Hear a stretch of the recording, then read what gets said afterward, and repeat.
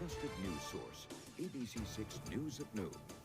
Good afternoon, Southern New England. Thanks so much for joining us. I'm Tiffany Murphy. Casey Kantz has the day off. Let's get straight to the weather, shall we? We have been talking about it all day. All of that rain has finally cleared. What's next for us, Nick? Well, I got to tell you, it's a beautiful day out there. We got the stratocumulus clouds that you see on the sky cam, and the rivers are cresting. The Patuxent River in Cranston is cresting today. We'll show you some video from that later on. Let's see what's happening. Peak wind gusts from this storm system. New Shoreham out on Block Island, 62 miles per hour, 52 at the airport.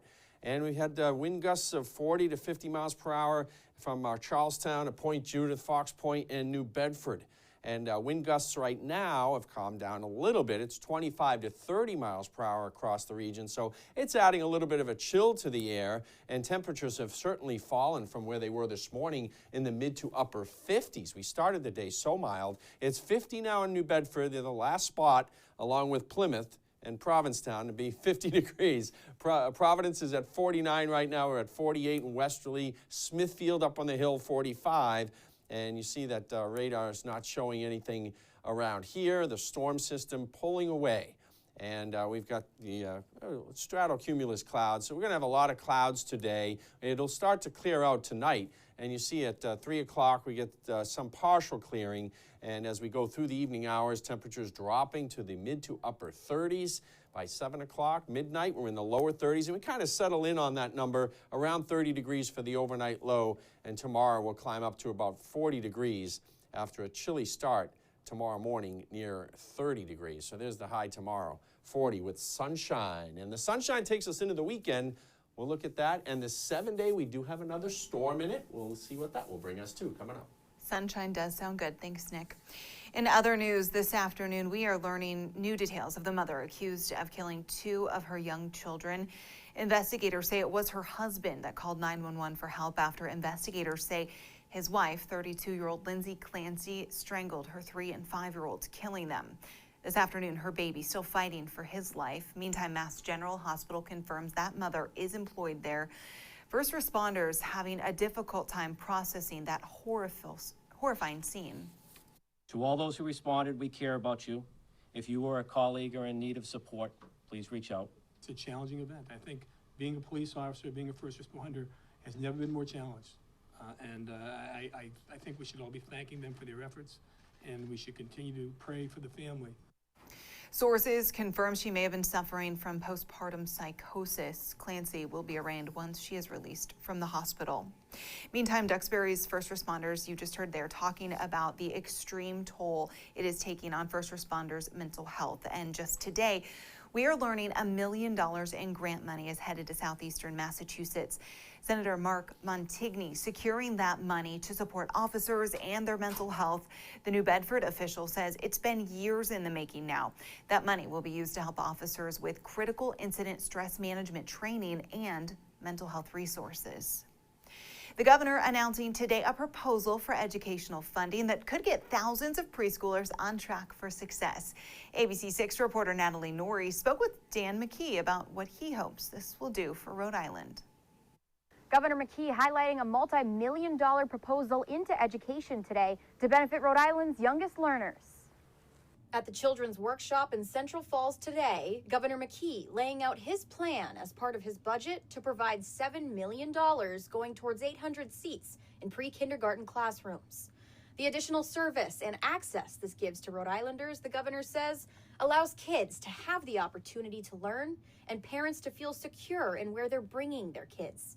He added that he hopes with this effort it'll alleviate some of the childcare stresses in the state. You know, I think it is, and remember the raising incomes is one of our primary goals, and families who are in need of supervision for their kids during the time that they're, during their work day, that increases incomes in the family. So they're all tied together. State officials laid out long-term goals for this, saying they hope the funding can provide support for multi-language students, aid education recruitment and retention, and fully enroll 5,000 pre-K students by the year 2026. And Governor McKee is hoping to designate $1.3 million of that funding to go towards building 35 classrooms around the state of Rhode Island by 2024. For now, reporting in Central Falls, Natalie Norrie, ABC6 News. Deliberations starting in the trial of Daniel Dolan. According to the Providence Journal, closing arguments wrapped up Wednesday. The Pawtucket police officer facing 3 felony counts related to an off-duty shooting. Back in June of 2021, Dolan was seen on surveillance footage following a black Audi. When the 2 vehicles pulled into a parking lot on Nooseneck Hill Road, Dolan got out of his truck. He showed his badge and his gun and then shot at the black Audi, hitting one of the 3 teens inside. Dolan has since been suspended from the Pawtucket Police Department. To continuing coverage at this hour, happening in about an hour and a half, the formal passing of the torch from the outgoing Bishop Thomas Tobin to Reverend Henning. Back in September, it was announced Bishop Tobin would retire because he was nearing that mandatory retirement age in the Catholic Church. That's 75. The ceremony starts at 1:30 at the Cathedral of Saints Peter and Paul in Providence, and it is open to the public. Turning to national headlines at noon, the attorney for a Virginia teacher whose 6-year-old student is accused of shooting her in the chest claims on the day of that shooting, school administrators at the elementary school repeatedly ignored warnings that the first grader was carrying a gun. That teacher now planning to sue the district as the school board voted just last night to oust the superintendent. Here's ABC's Faith Abube. Sometimes it's just time for new leadership. Overnight, Newport News' school superintendent out of a job after a 6-year-old student shot first grade teacher Abby Zwerner in one of his schools earlier this month. In the middle of this storm is a 6-year-old little boy. I don't know what was in his head. He took a gun to school and he shot his teacher. The board citing concerns over a string of recent campus shootings and parents outraged over what they call a pattern of inaction. Teachers inside the school and admins and staff telling these stories and nobody did anything about it. It's horrible. That outrage amplified by allegations made by Zwerner's lawyer, accusing the school of missing or ignoring several red flags the day of the shooting. 3 times, school administration was warned by concerned teachers and employees that the boy had a gun on him at the school. According to her attorney, after Zwerner first reported the boy was making threats, another teacher was tipped off about the boy having a gun, but a search of his backpack came up empty. The administrator downplayed the report from the teacher and the possibility of a gun, saying, and I quote, "Well, he has little pockets." Zwerner also claims just minutes before the boy pulled the trigger, school officials refused a request to pat the armed student down, saying teachers should wait the situation out because the school day was almost over. Zwerner is preparing to sue the school district. As for the superintendent who's been fired, our affiliate WVEC reports he will now receive 2 years of his $250,000 salary. Elizabeth Schulze, ABC News, New York. Now to a look at your health at noon. FDA vaccine advisors meeting today discussing the future of COVID-19 vaccines in the U.S. Currently, the U.S. offers 2 types of COVID vaccines, a primary series of shots followed by booster shots. However, a parade of variants challenged the system so far, and while nearly 70% of Americans rolled up their sleeves for those primary shots, only 15% have gotten a booster. FDA advisors are considering a shift to a once-a-year COVID shot, very similar to the flu vaccine. Just ahead on ABC6 News at noon, fake nurses currently working. The massive scheme uncovered and the more than 24 people now facing charges. And Nick is back with a look at our forecast, and he'll tell us how long the sun will stick around.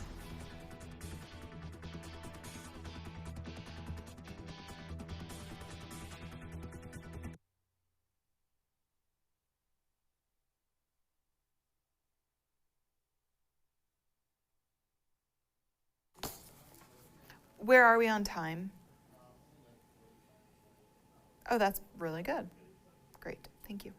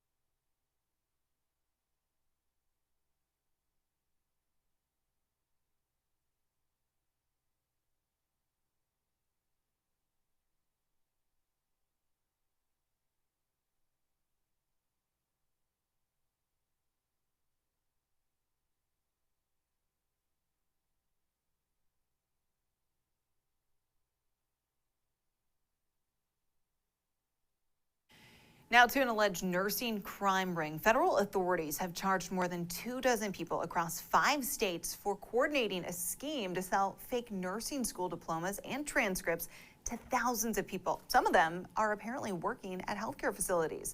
ABC's Alexis Christophorus has the details. Authorities are warning healthcare facilities nationwide after uncovering a scheme that sold thousands of fake diplomas to people working as nurses. When we talk about a nurse's education and credentials, shortcut is not a word we want to use. The operation, dubbed Operation Nightingale, uncovered 3 nursing schools based in South Florida, which investigators say sold more than 7,600 fraudulent diplomas for about $15,000 apiece. We're looking around at $114 million paid for these documents. The local district attorney says in some cases, students would use the fake diplomas to obtain nursing jobs in other states without proper training. When we entrust the life of an elderly parent to the staff of an assisted living or skilled nurse facility, the last thing we want to learn is that the nurses administering the medications, the ones charged with carrying out doctor's order, took shortcuts on their clinical training. Authorities charged 25 people in the scheme across multiple states, including Florida, New York, New Jersey, Texas, and Delaware. Agents say they've identified several facilities where people may currently be working as licensed nurses after obtaining their jobs illegally. Investigators are now working with licensing boards in each state to make sure anyone who got a fraudulent diploma no longer provides care. To date, we have not learned of nor uncovered any evidence of patient harm stemming from these individuals potentially providing services to patients. The 25 suspects face fraud and conspiracy charges. The 3 schools have been shut down. Andrew Dimbert, ABC News, New York. Just ahead on ABC6 News at noon, while our winter weather hasn't felt so wintry lately, that is not the case for our friends to the north. And later, sometimes love bites. We will definitely explain this one.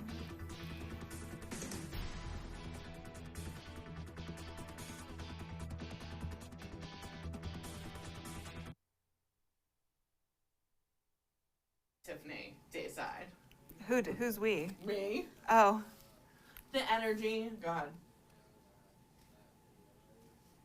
Yeah, can I read it? Yep, I wrote it. But I did not write this other one. Back here, heavy rainfall put a lot of fears on flooding. How much rainfall did we accumulate? Oh, that's perfect. Oh, thanks. Good.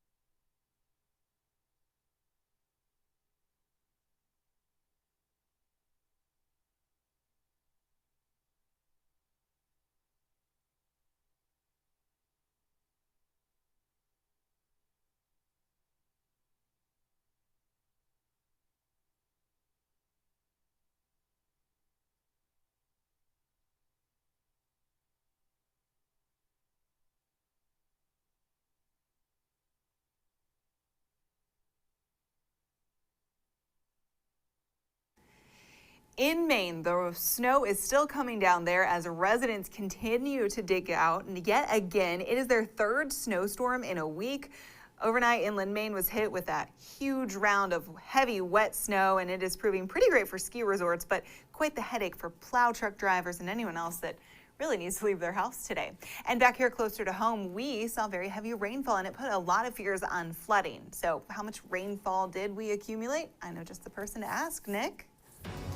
And now, your ABC6 Storm Tracker weather with meteorologist Nick Morganelli. Yeah, and that was the Patuxent River. You saw the video there, and rivers are cresting this afternoon and evening. Most of them are cresting late night tonight, and then they'll start to fall, so that any danger for minor flooding is over. There's the snow as it began yesterday, northern Maine, or the whole state of Maine. Look at the darker blues right in there. There it is. And they got even a little bit of mix for a time, but northern and central Maine was pretty much all snow from this. Let's watch it one more time as it came in. There was kind of a hole there. We got a little snow, and then there was a hole in the precipitation. And then once the second round came in, it should have been one complete round, then it was rain. It was pretty much all rain for us here, and quite a bit of rain too, causing the rivers to rage, as you saw in the video. New Bedford, just under 2 inches. TF Green, the same thing there, about 1 3/4 inches. Just over 1.5 inches in Coventry. Warwick, 1.5 inches, as well as Providence. Westerly, just over 1 inch. That's a lot of water. The Woodbury Road pump station along the Pawtucket River. Pump stations are important. They pump the water. They manage the water levels in a lot of cases. They pump water off of roadways and pump them into the river. This is a residence right near the Pawtucket River. They've got their seating area here, and the water was pretty high. It didn't encroach on the seating area, but pretty close to the residence right there along Woodbury Road in Cranston. 49 in Providence right now. We still have a wind out there. It's 3 o'clock. It's going to still gust to 30 to 35. Then it gets to about 25 by 6 o'clock, and then 20 by 10 o'clock tonight. Weather headlines feature continued windy conditions today and mainly dry through Tuesday. Then our next storm is possible on Wednesday, and it could be tracking south of New England to give us some snow this time. Right now we have snow showers along the Great Lakes and out over the Midwest. We're not getting any of that. We'll basically just clear our sky tonight as this storm continues to pull away. Dry air continues to work in, and that wind will diminish as high pressure off to the south of us drifts in from the southwest. That's a good direction for a high pressure system to come in, as if you get one from the Arctic, that's the cold blast, right? So this one comes in here and relaxes our wind and gives us the clearing sky. A nice Friday with a lot of sunshine tomorrow and into Saturday as well. Little cold front sliding through northern New England on Saturday. They're going to bring some snow showers to the north if you end up going up there for any winter sports. But for us, we'll just have a few clouds drifting through on Saturday from that. So today, 44, mild, windy, continued windy in this afternoon. The west wind 15 to 30. Tonight, the wind diminishes. We're down near 30 degrees, and we clear our sky. And tomorrow, we're up near 40 degrees. So it's still pretty mild here. The average high this time of year, 38. So we're right on track with the average tomorrow being 40 degrees. And Saturday's sunshine and clouds. Sunday, some clouds coming in and maybe a nighttime sprinkle or shower. That's just a little system moving through. And then as we get into Monday and Tuesday next week, it's dry before our Wednesday storm. We'll see if it's snow this time, Tiffany. Yeah, we'll worry about Wednesday a little bit later. Let's enjoy On the Monday. sun now. Yeah, maybe even Tuesday night. Thanks, Nick. Still ahead on ABC6 News at noon. Finding affordable housing seems to be quite the task these days, right? We'll tell you how the Biden administration says they are going to help you. Plus, ready for a change? How you could land a job up in the sky on the other side of the break.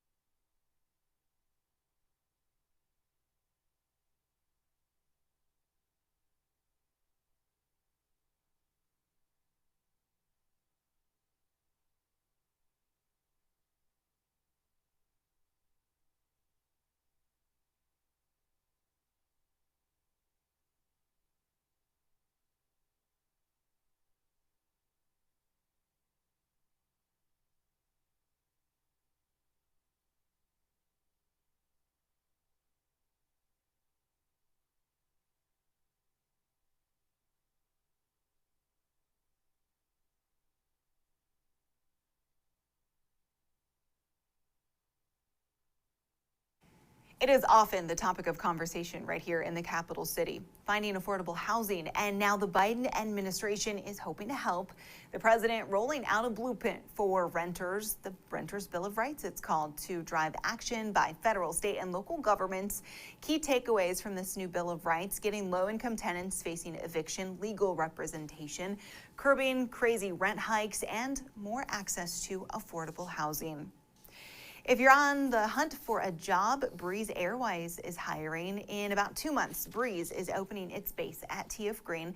The budget airline looking to hire some 250 positions, from pilots, ground personnel, aircraft mechanics, and flight attendants. The average pay, $90 grand. Details on how you can apply on our website. That's ABC6.com. As fears of a recession continue, we are learning today the economy grew faster than expected late last year. Just a short time ago, the Commerce Department reporting gross domestic product, which is the broadcast measure of economic activity, increased 2.9% in last year's fourth quarter from October to December. But that new report didn't cause much of a reaction on Wall Street, and a quarter-point interest rate hike that is still set for next week, most likely. Just ahead on ABC6 News at noon, we're getting close to Valentine's Day, friends, and so you know what that means. We will show you a very interesting Valentine's Day treat for maybe someone you don't like too much. Plus, Nick is back with a look at our forecast coming up in moments.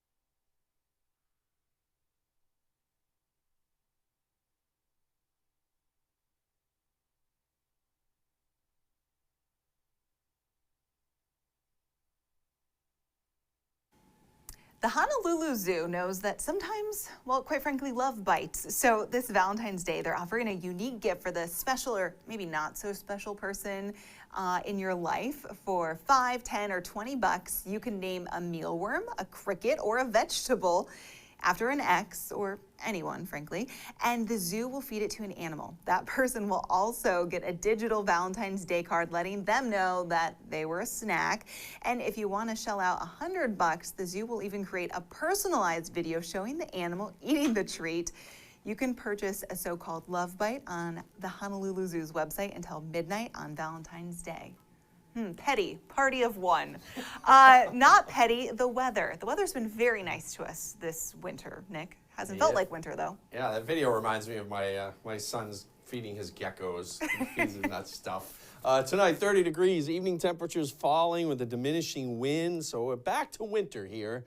30 in the morning, 40 in the afternoon. That's a typical January day, actually. We have sunshine tomorrow.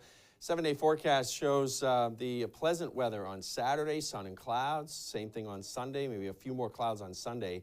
And then it's pretty nice right through Tuesday. Our next storm would be Wednesday as the timing for that.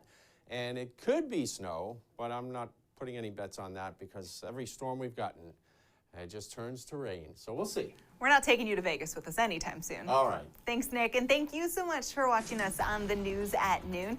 We'll see you back here at 4 o'clock, but for news and weather at any time, you can log on to abc6.com. Have a great afternoon, friends. We'll see you back here at 4.